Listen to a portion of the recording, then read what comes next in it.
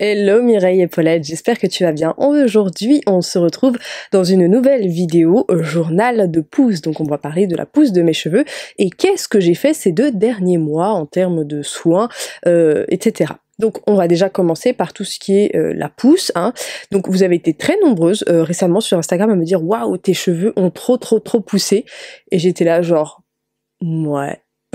Donc voici en vidéo, donc début du mois de septembre et du coup début du mois de novembre. Donc on est sur une période de pousse de 2 mois, et pendant ces 2 mois je n'ai rien fait de particulier en termes de compléments alimentaires, c'est-à-dire que j'ai terminé ma cure Madame la présidente pardon, à peu près début septembre, et depuis je n'ai pris aucun autre complément alimentaire spécialisé pour cheveux, et je compte à partir de maintenant faire de tester les compléments alimentaires, les secrets de Loli. Donc je vais voir ce que ça donne, je vais voir s'il y a vraiment une différence par rapport à Madame la Présidente en termes de voilà, en termes de pouce.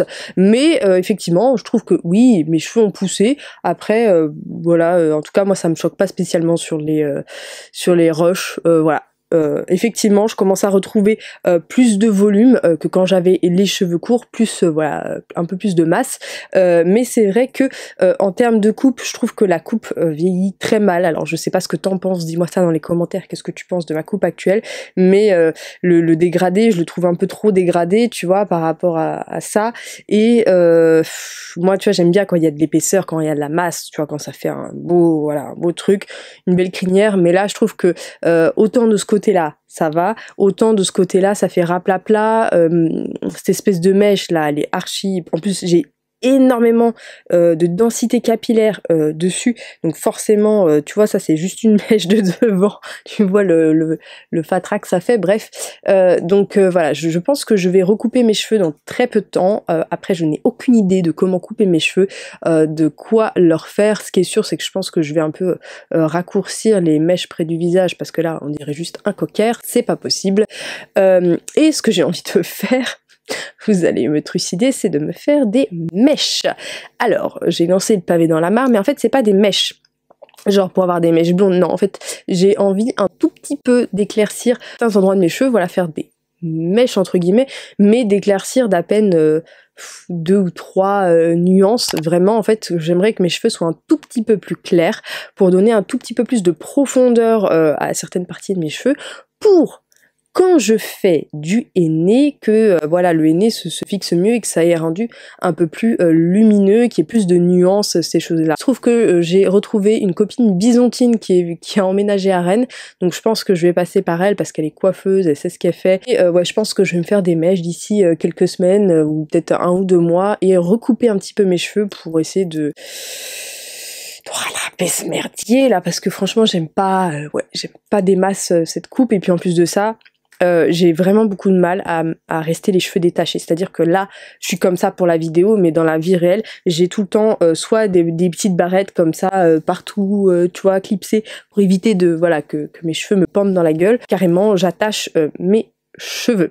Alors, ce qui a changé ce mois-ci dans ma routine capillaire, honnêtement il n'y a pas grand-chose qui a changé, c'est si il y a quand même des choses qui ont changé, c'est que je fais beaucoup plus de bains d'huile, j'ai beaucoup plus de facilité à faire des bains d'huile par rapport à auparavant, puisque ça me prend finalement beaucoup moins de temps, et je me suis mise à faire des bains d'huile avec cette huile Les Secrets de Loli, qui est une huile spécialement conçue pour la pousse, qui contient des huiles essentielles qui vont stimuler la pousse, et c'est vrai que je la trouve hyper pratique, parce qu'elle a un petit bouchon en bout, ce qui fait que tu peux, hop, tac tac tac, faire des raies comme ça, et ça s'applique vachement bien. Je fais un massage la tête en bas pendant 1 minute, 2 minutes maximum, hein, je me prends pas plus la tête que ça. Je laisse poser l'huile 20 minutes et une demi-heure, et avec le petit bonnet chauffant en graines de lin que je t'ai déjà présenté, bref il est dans la salle de bain, je l'ai pas là, c'est un truc que je fais beaucoup plus souvent qu'avant, donc peut-être que ça stimule effectivement beaucoup plus la pousse, et c'est peut-être pour ça que vous avez vu une différence un petit peu plus flagrante. Ce que j'essaye de m'astreindre à faire, c'est également des masques aux poudres. Alors ça pour moi c'est un petit peu plus difficile, parce qu'il y a tout le côté préparation et c'est vrai que du coup je suis obligée de le laisser poser plus longtemps pour bénéficier des bienfaits des poudres et c'est vrai que du coup voilà j'ai moins envie, je te le cache pas. Le bain d'huile je le rince toujours avec mon shampoing favori de tous les temps, c'est le Première Mousse de Noir au Naturel. Ce shampoing il mousse très très bien, si tu fais 2 shampoings tes cheveux vont crisser et ce que je te conseille c'est si tu trouves qu'il a un pouvoir moussant trop fort, je te conseille vivement de prendre une petite pichenette de shampoing et de diluer avec de l'eau et du coup tu auras un potentiel lavant moins fort. Je sais pas si tu as compris, ça peut être une astuce que tu peux utiliser d'ailleurs pour d'autres shampoings. Mais ouais, ce shampoing Première Mousse Noir au Naturel, c'est vraiment un gros kiff. Et sinon, comme d'habitude, j'utilise globalement les secrets de Loli, c'est vraiment pour moi une des meilleures routines. Enfin, vous allez dire ah Gabi t'es relou. Oui, mais vraiment cette marque je la kiffe. Et là, ce que vous voyez dans mes cheveux, c'est une routine bouclème, donc 100% bouclème. Donc j'ai lavé au co-wash et ensuite j'ai appliqué la petite crème rose, le masque le masque violet dont tu peux te servir en leave-in aussi, et un peu de gel jaune. Mais le gel jaune, j'ai un peu du mal, il fixe pas assez je trouve mes boucles. Et là on est à J+4 je crois, ce qui est pas mal du tout. Alors effectivement il y a un peu de frisottis, mais bon voilà, moi j'ai toujours eu des frisottis quoi que je fasse, même quand j'avais 4 tonnes de silicone dans les cheveux j'avais quand même des frisottis, donc bon voilà hein, on va pas se prendre la tête pour ça.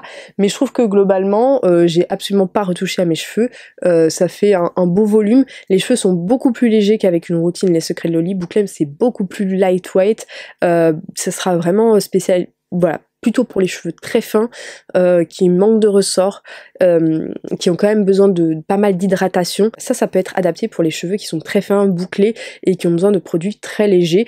Les miens, vraiment, eux, les miens sont très poreux. D'ailleurs, je pense que la semaine prochaine, on va parler de la porosité sur ma chaîne parce que j'ai vraiment envie de casser le mythe de la porosité et de ce putain de verre d'eau. Je n'en peux plus de ce test à la con. Bref, je t'expliquerai pourquoi dans une de mes prochaines vidéos. Et si j'ai testé les nouveaux produits de la marque Noir au Naturel. Donc Noir au Naturel, c'est une marque capillaire, donc plutôt axée pour les cheveux crépus, mais puisque je dirais que c'est aussi axé aux cheveux qui sont très secs ou en transition, puisque ce sont des produits qui sont très riches et qui conviendraient effectivement très bien pour des cheveux ayant un grand besoin de nutrition. La marque Noir Naturel ne contient pas de couates, d'agents filmogènes ou de ces choses-là comparé à Bouclème et Les Secrets de Loli, je préfère le préciser. Et du coup, Fethia a sorti 2 nouveaux produit. Donc c'est la Hair BB Cream, donc c'est un leave-in un petit peu au même titre que le Curl Nectar ou que les smoothies de Les Secrets de Loli, et ils sont à base d'aloe vera, de jojoba et de coco, et vraiment dans la composition on retrouve en premier voilà, de l'huile de ricin, de l'huile de jojoba, de l'huile de coco, après une eau de mélisse, et globalement la compo est très bonne. On est sur 26% d'ingrédients d'origine biologique, 95% des végétaux utilisés sont certifiés bio et 99% sont d'origine naturelle. Donc vous voyez, très bonne compo. C'est exactement la même chose mais pour les enfants. Souvent vous me demandez des routines capillaires pour vos petits bambins. D'ailleurs je pense que je vais en faire une. Alors après mon fils c'est pas un exemple en termes de routine capillaire dans le sens où j'utilise beaucoup de couates dans ses cheveux parce qu'il a les cheveux très fins qui s'en mêlent vraiment beaucoup, et en plus de ça comme ses cheveux sont fins, le fait de les démêler sans couates ça casse, donc c'est une catastrophe. Donc je suis obligée d'utiliser des couates dans ses cheveux pour démêler voilà, sans casser, sans lui, et puis aussi lui arracher la moitié de la tête. Mais du coup elle a sorti ses produits, c'est pas du tout sponsorisé, elle m'a proposé d'être rémunérée pour en parler, mais je vais t'expliquer pourquoi j'ai pas accepté d'être rémunérée, parce qu'en fait je sais pas, j'arrive pas à me faire un avis sur ces produits. Je suis un peu monomarque, tu sais, quand je fais une routine capillaire. Genre, faut que mes cheveux, ça soit Bouclème de A à Z, genre les secrets de Loli de A à Z, et j'arrive pas genre à piocher un truc sur une autre routine. Bref, je suis un peu psychorigide comme meuf quand il s'agit de mes cheveux.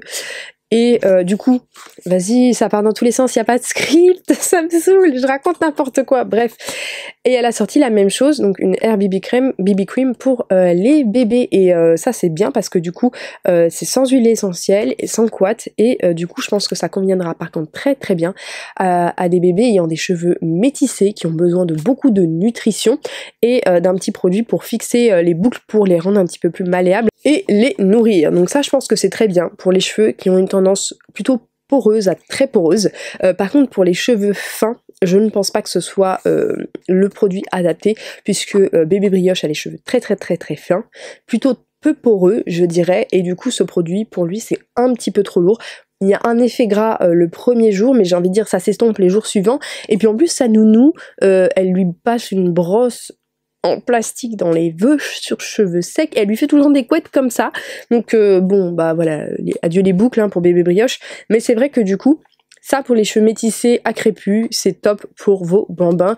Je vous mets je crois que j'ai un code quelque part. Je vous le mets là, je vous mets le lien dans la barre d'infos si ça vous intéresse, mais en tout cas, noir au naturel pour les bébés, c'est très très bien.